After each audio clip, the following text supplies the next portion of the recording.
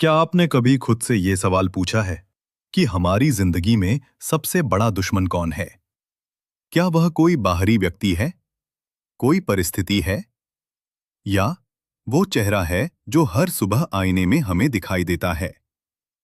क्या आपने कभी महसूस किया है कि कभी-कभी हमारा गुस्सा, हमारा अहंकार, हमारी जिद और हमारा मैं सही हूं वाला भाव हमारी सबसे बड़ी रुकावट बन जाता है? तो आज का सवाल आपसे है, अगर महिषासुर नाम का राक्षस आज भी मौजूद है, तो क्या वह बाहर है या हमारे अंदर? नमस्कार दोस्तों, आप देख रहे हैं एक ऐसी आध्यात्मिक यात्रा जहां हम सिर्फ कहानियां नहीं सुनते, बल्कि उन कहानियों के पीछे छिपे रहस्य को समझते हैं। अगर आप हिंदू धर्म, आध्यात्मिकता, प्राचीन रहस्य और जीवन को बदल देने वाली ज्ञान की बातें पसंद करते हैं, तो इस वीडियो को लाइक करें, चैनल को सब्सक्राइब करें और बेल आइकन जरूर दबाएं। क्योंकि आज हम सिर्फ महिषासुर मर्दिनी की कथा नहीं सुनेंगे, आज हम उस रहस्य को समझेंगे जो हजारों साल पहले ऋषियों ने इस कहानी में छुपाया था। एक ऐसा रहस्य जो बताता है कि महिषासुर वास्तव में कौन था और दुर्गा देवी की शक्ति का असली अर्थ क्या है। हिंदू धर्म की प्राचीन कथाओं के अनुसार महिषासुर एक शक्तिशाली असुर था। उसका नाम ही उसके स्वभाव को बताता है। महिष यानी भैंसा और असुर यानी दैत्य। महिषासुर को भगवान ब्रह्मा से वरदान मिला था कि कोई देवता उसे मार नहीं सकता। इस वरदान के बाद उसका अहंकार इतना बढ़ गया कि उसने तीनों लोकों में आतंक फैलाना शुरू कर दिया।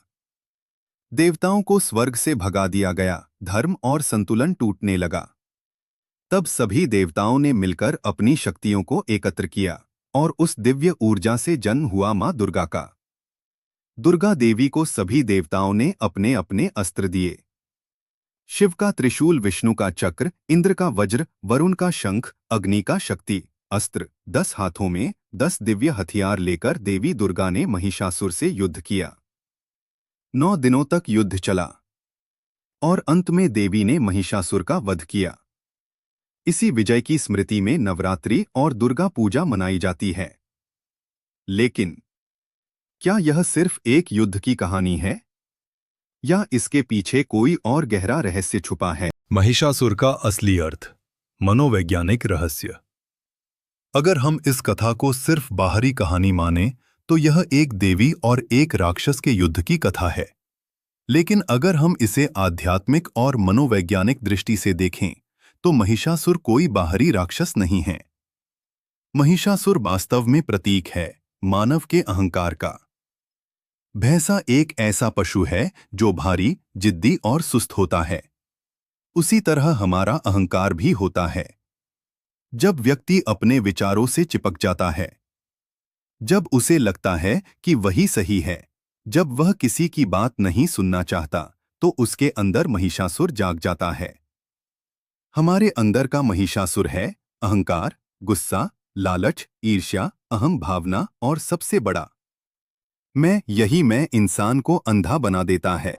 आज हम 2026 में जी रहे हैं। टेक्नोलॉजी है, सोशल मीडिया है, ज्ञान की भरमार है, लेकिन फिर भी लोग पहले से ज्यादा तनाव में हैं, रिश्ते टूट रहे हैं, मन अशांत है। क्यों? क्योंकि आज का महिषासुर बाहर नहीं है, वह हमारे अंदर है। आज का महिषासुर है सोशल मीडिया का अहंकार, तुलना, दिखावा, लाइक और फॉलोअर्स की लालसा। जब हम दूसरों से तुलना करते हैं, जब हमें लगता है कि हम सबसे बेहतर हैं या जब हमें लगता है कि हम सबसे खराब हैं, दोनों ही स्थिति में अहंकार काम करार होता है। महिषासुर की एक खास शक्ति थी, वह अपना रूप बदल सकता था। कभी भैंसा, कभी सिंह, कभी मानव। यह प्रतीक है कि अहंकार भी अपना रूप बदलता रहता है। कभी वह गुस्से के रूप में आता है, कभी पीड़ित होने के रूप में। कभी व्यक्ति सोचता है मैं सबसे महान हूं और कभी सोचता है कोई मुझे समझता ही नहीं। दोनों ही अहंकार हैं। अहंकार बहुत चालाक होता है।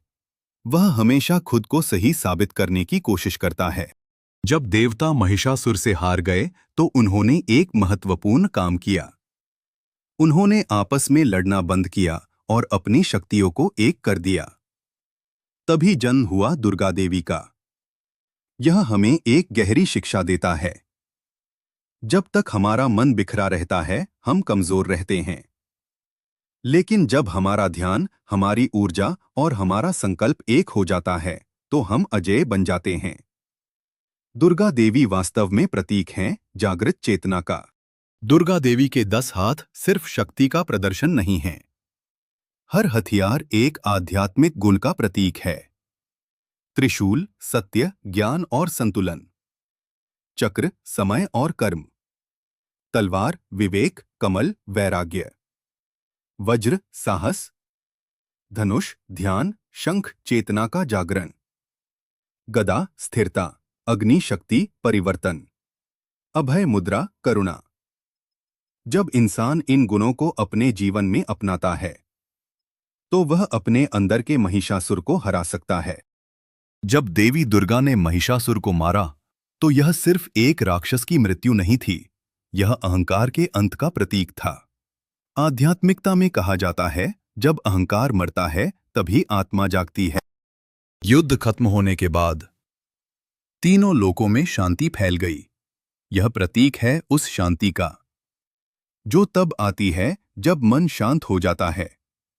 जब अहंकार खत्म हो जाता है, तो व्यक्ति को सच्ची खुशी मिलती है। वह दूसरों से प्रतिस्पर्धा नहीं करता, वह जीवन को समझने लगता है। प्राचीन ऋषियों ने इस कहानी को इसलिए बनाया, ताकि हमें यह समझ आए कि सबसे बड़ा युद्ध बाहर नहीं, अंदर लड़ा जाता है। हर इंसान के अंदर दो शक्तियां होती हैं, महिषासुर और दुर्गा। एक हमें नीचे खींचती है, दूसरी हमें ऊपर उठाती है। सवाल यह है, आप किसे मजबूत कर रहे हैं? अगर आप अपने अंदर के महिषासुर को हराना चाहते हैं, तो 5 बातें याद रखें। पहली, आत्मनिरीक्षण। दूसरी, विनम्रता। तीसरी, ध्यान। चौथी, सेवा। पांचवी, सत्य। इन 5 शक्तियों से व्यक्ति धीरे धीरे अहंकार से मुक्त होने लगता है। तो दोस्तों, आज का सबसे बड़ा सवाल आपके लिए है, अगर महिषासुर वास्तव में हमारे अंदर है, तो क्या हम उसे पहचान पाए हैं? क्या हमने अपने गुस्से को देखा है? क्या हमने अपने अहंकार को महसूस किया है? और सबसे महत्वपूर्ण, क्या हमने अपने अंदर की दुर्गा शक्ति को जगाया है? अगर यह वीडियो आपको सोचने पर मजबूर करे, तो कमेंट में लिखिए, जय मां दुर्गा, मैं अपने अंदर के महिषासुर को पहचानता हूं। वीडियो पसंद आया हो तो लाइक करें, चैनल को सब्सक्राइब करें और याद रखिए, सबसे बड़ा युद्ध बाहर नहीं, आपके अंदर चल रहा है। और जिस दिन आप अपने अंदर के महिषासुर को हरा देंगे, उसी दिन आपका असली जागरण शुरू होगा। जय माता दी।